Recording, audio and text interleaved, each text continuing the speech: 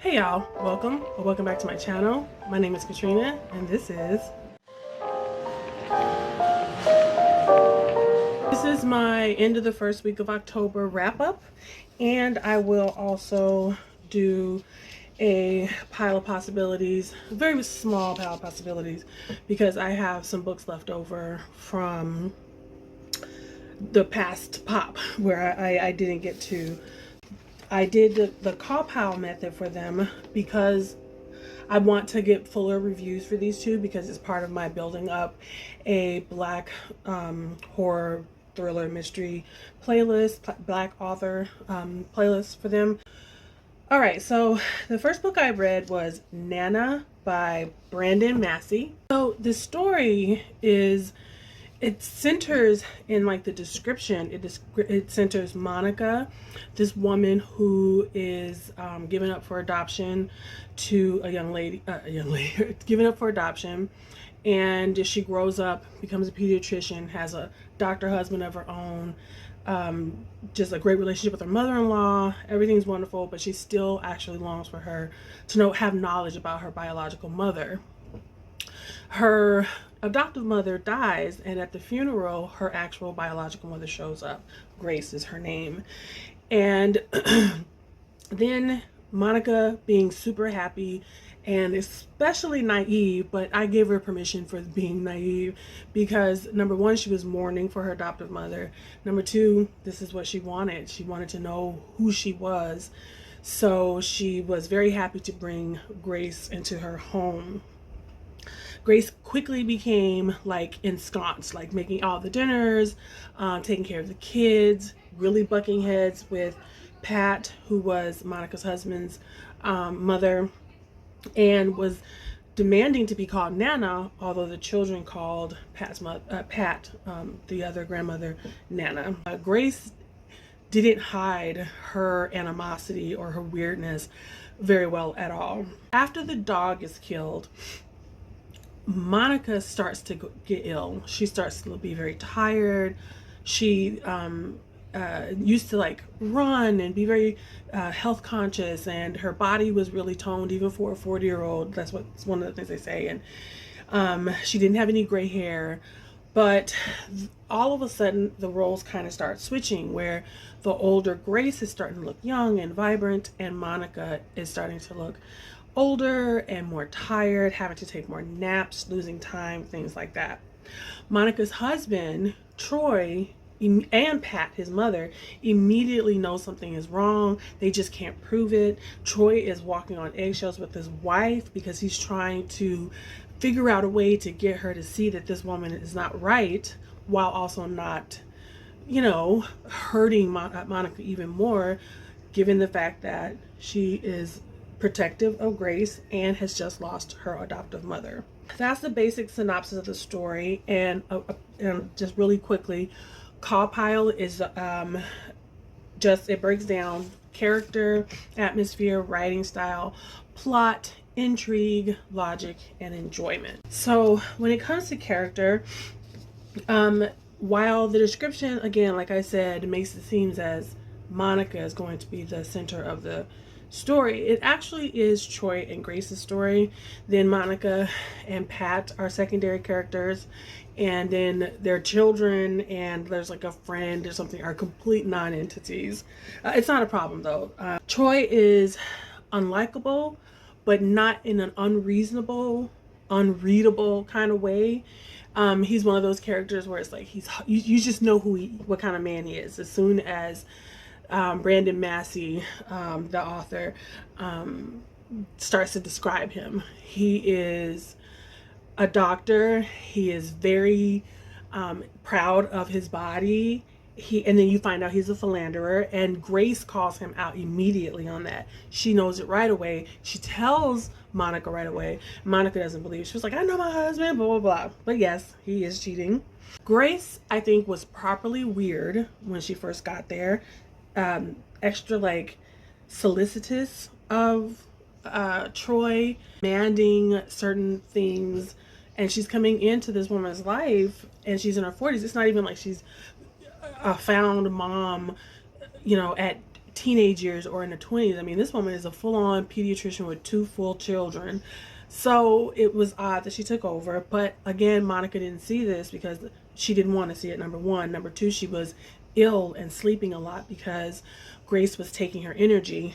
And that was, that, you know, Troy was convinced of that. He just didn't know how to prove it. He didn't know how to figure it out because Grace would always kind of be one step ahead. If he would set a trap or something, he tried to put, you know, cameras in place and things like that, and it still didn't work. She also was like coming on to him really creepily, and she talked really openly to her daughter and her son-in-law about her sexual conquests and stuff like that. And it was just like, ma'am. So W in Call again is writing. The writing was serviceable. Brandon Massey didn't write with great like flourish or purple prose, I guess is what they call it. He was very specific and very descriptive, only really when it came to talking about women's bodies and things. So the only person that wasn't described that was a woman was Pat, his mother, but his body was overly described, and he was very like put off by her being old and things like that. Monica's body was described, and the woman he was cheating on, her body was described. But other than that, he did focus a lot on food and potions. Like Grace, the mother, the biological mother, made lots of teas and potions and things like that. So that was described a lot. But again, that was only to drive the plot along. It had nothing really to do with atmosphere, like making, you know, it could have been a witchy atmosphere with someone who is doing potions and things like that, but she didn't come off quite witchy or anything. Part of what was winning Troy over to Grace's side, even as Pat was saying, don't at the beginning, like I said, Pat and the dog immediately had Grace clocked. He didn't see what was going on at first. Like he was like the very next person to start seeing what was going on. But at first, Grace kept him, you know, under her thumb because she was making these amazing foods. And even in the back of his mind, he was like, ooh, I will never say this out loud, but this is even better food than my mom makes, you know. So that was described a lot. But however, for me, again, when it comes to a book that is mysterious or witchy, I want that writing and that atmosphere to go hand in hand. And he was a little bit more bare bones. It didn't seem like he was interested in painting a picture. He was interested in his plot more than anything. I gave writing a 3. Now next, when it comes to the plot, Brandon Massey excelled here in Nana with his plotting. A lot of times, mystery books or more intellectual mysteries or thrillers or things like that, the character who is being kind of assaulted or who is in danger, who is trying to figure out reality from, you know, like they can't quite believe what's going on with them or whatever, it will belabor the point. Like you'll go through chapters upon chapters of the person thinking something is going through or thinking something is what it is, and then doubting themselves and going back and forth and back and forth, back and forth. Or the information will be right there for them, and they'll spend the next 15 chapters doubting what was put right in front of them. And that is not at all what happened in Nana. The characters were presented with something that didn't look right, and they acted on it. The only person that wasn't as active was the person who was having the life drained out of them and was also emotionally vulnerable. And so that made sense. It made perfect sense. But everybody else, as soon as they found out, they were like, okay, let's get this going. Let's figure out what's up. How do we extricate Monica from this relationship with this damaging person? I gave plot an 8. That was the next highest I think I gave it. Intrigue is, did it keep my attention? I really wanted to know what was going to happen at the end, so I kept reading, and so it did its job, and so I gave that a 4.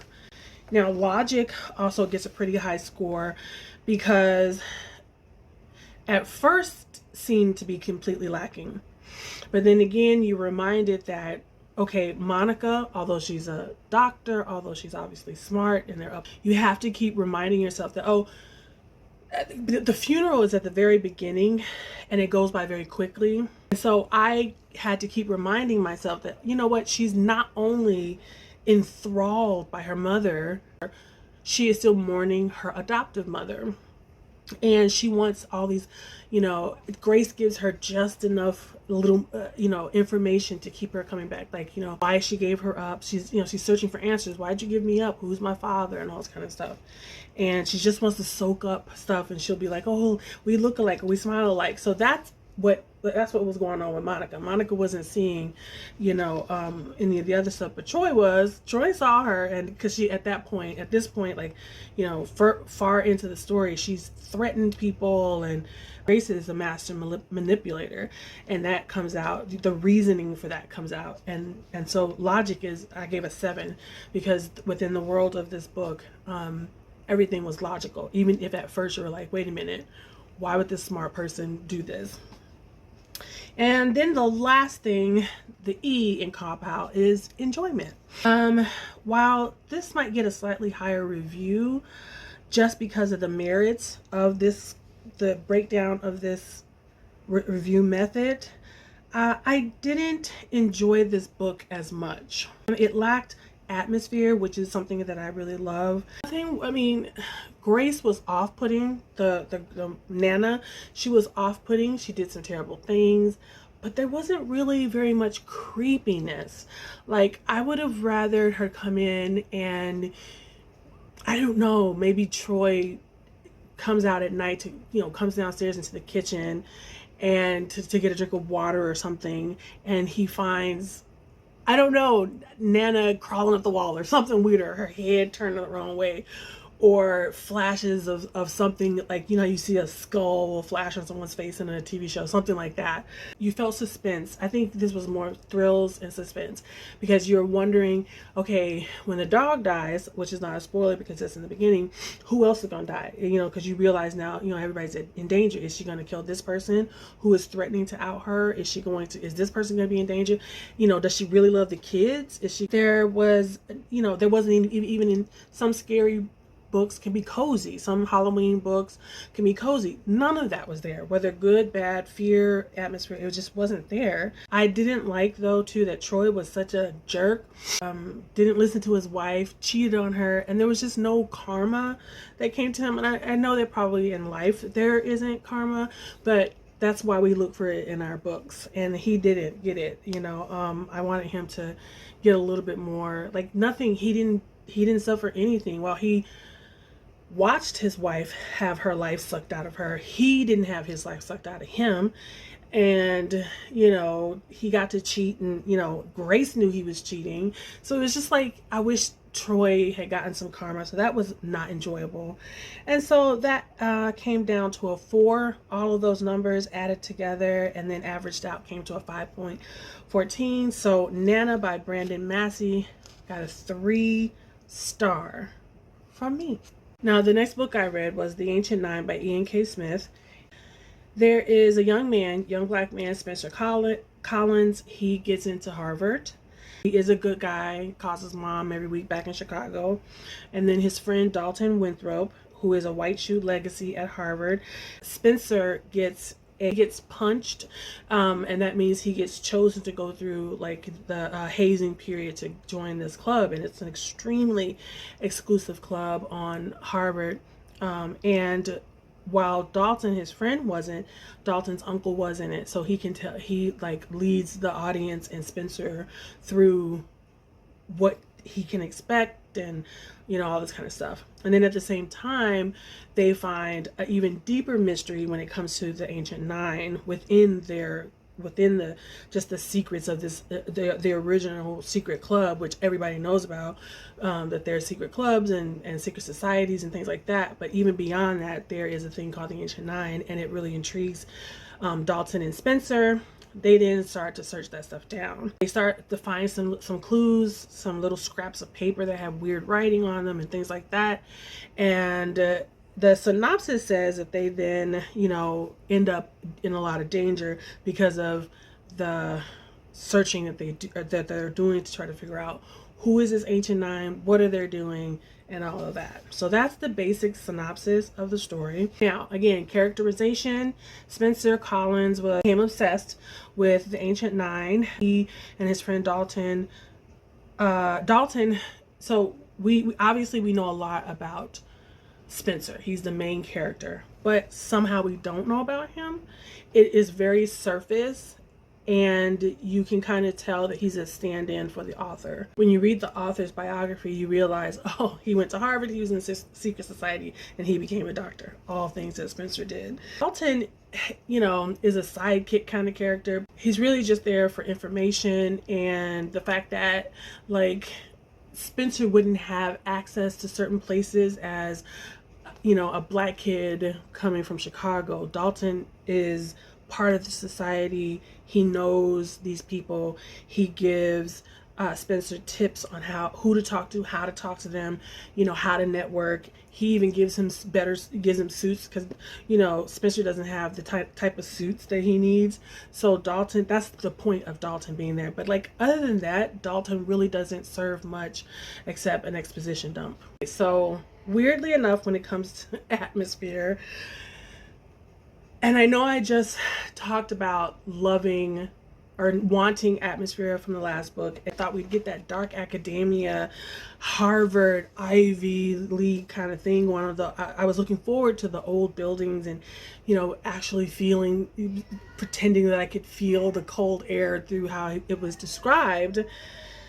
However, Smith described every brick, leaf, dish, nook, cranny, and it was just like, dude, oh my gosh, where is your editor? It was so overwritten and described. Like, he described every party that they went to, going and coming, every time somebody threw up at the party and drank too much, how every drink tasted, every basketball practice, every game, every ride to the practice and every ride back, every ride to the game and the ride back. It was in excruciating detail, and it was just too much. It was too long, and it killed the atmosphere. It killed any type of atmosphere. So it's like it turned on itself with the possibilities of this story, this mystery taking place on Harvard grounds, which is what everybody's looking for in this subgenre of dark academia. I couldn't wait to be done with the story, but I kept waiting for something to happen, and it was like, I should have DNF'd it well before that, but I kept waiting for something to happen. And by the time I was just ready for the story to be over, I was like, okay, I need to stay now to hear what's happening at the end. Atmosphere got a 3. Now onto the writing style. Again, too descriptive without being interesting. It just was like, okay, I got it, let's move on.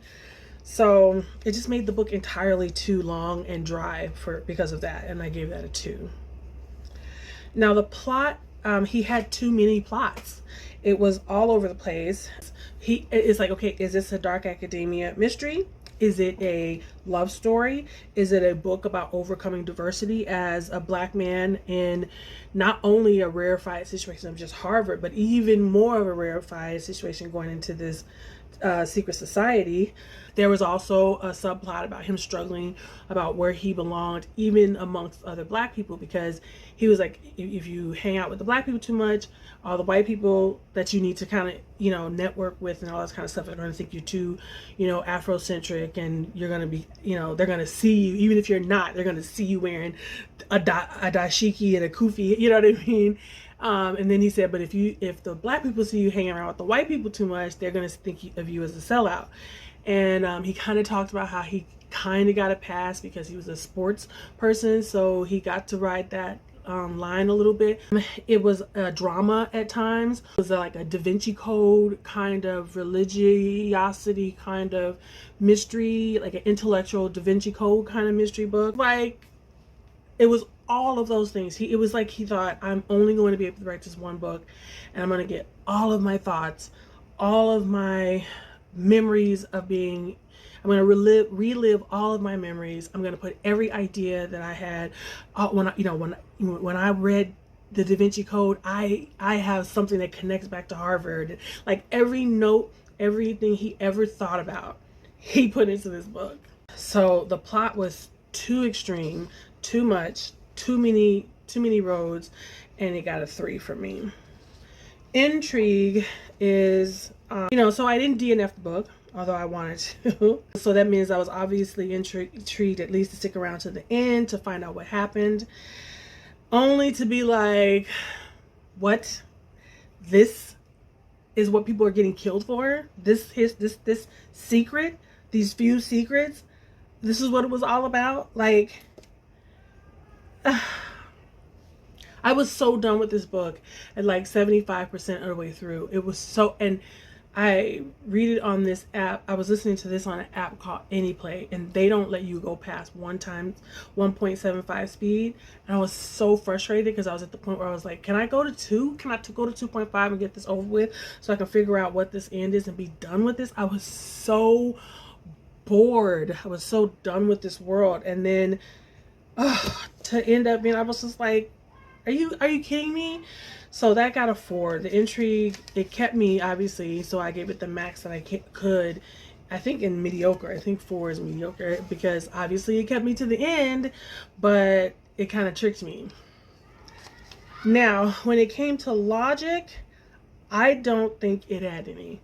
All of the secrecy, all of the consequences of that secrecy didn't make any sense. Like, what was the reason? What was the reason? What was the reason? What was the reason? Like, the reasons that they give, the stuff that they say that they're protecting, first of all, it was so scattered. There were so many different scattered reasons. Like, the oath didn't make sense because you have religious stuff, you have this other political stuff, it was these multiple different things, none of them enough to bring down anybody rich or in power. And I was just like, this is what all this boring drivel that I just sat through was about? I was angry at that point. Like, what was the reason? What was the reason? What was the reason? So that was a 2. And enjoyment, now I am a sucker for info dumps, like when it comes to old societies, King Arthur, old Bible stuff that is antithetical to what we actually think. Like, remember in Da Vinci Code, the chalice was Mary Magdalene, and they had fled to France, and so Jesus's descendants were actually still walking on the planet. So anyway, I like that kind of stuff, like finding out, this alternative histories and things like that. I actually like a lot of times when the villain monologues, because it kind of helps me, because again, I'm not a riddle solver. My smarts are not, I'm not spatially smart, I'm not logically smart. My smarts are book smarts and like emotional intelligence. That's, I'm not logical and things like that. So I can't solve mysteries. But so I like when there's that repetition at the end, and then you're like, oh yeah, I remember that. Oh yeah, I remember that, right? So at the end of a mystery, at the end of a Bond movie, like when they're sitting there, when the villain is just like monologuing and telling you about his great plan, it's like, okay. But I especially like it when it's like something like the Da Vinci Code, when it's history or religion and it's turned on its head, and the secret societies and stuff, and they're telling you all the story. Well, that part was interesting, and it saved the enjoyment from only being 1. So it got a 2 for me, because that happens at the end. You get this deep, dive into what it was all about. And again, you're still like, but I did like that. I like when the smart guy who knows all the secrets is like, let me tell you all that you have been going through. Let me tell you why you've gone through all these things. So with a 2 for enjoyment, that came up to 20 divided by 7 is 2.9, which was a 2-star. But I read Halloween Party, and that was okay. It was, I fear that And Then There Were None has set me up to have a really hard time with future Agatha Christie's, because Agatha, and then there was none was excellent, absolutely excellent. So there's only 2 new things on my list because I didn't get to 2 other things: The Taking of Jake Livingston and A Glimmer of Death. I'm still going to read those this coming week, and I have added The Between by Tananarive Due and Dread Nation. And so, because I've already gone on for so long, I will just read the synopsis of those 2 books next week's wrap up and let you know how I feel about them. So, what kind of things would cause you to give a book points off? Like when it comes to character and atmosphere, like this compound method, so writing style, plot, intrigue, logic, and enjoyment. What kind of things take away from your enjoyment, or do you give extra points to in a book that might not have actually been enjoyable to you when you break it down like this?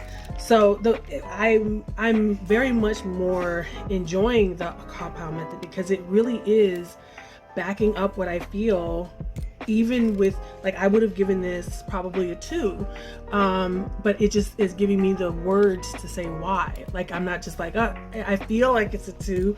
We'll go with Granny for Nana to appease the YouTube algorithm. If you don't have anything to say, have you read these 2 books? Did they sound intriguing to you? Easy on yourself, and I will see you guys in the next video. Bye.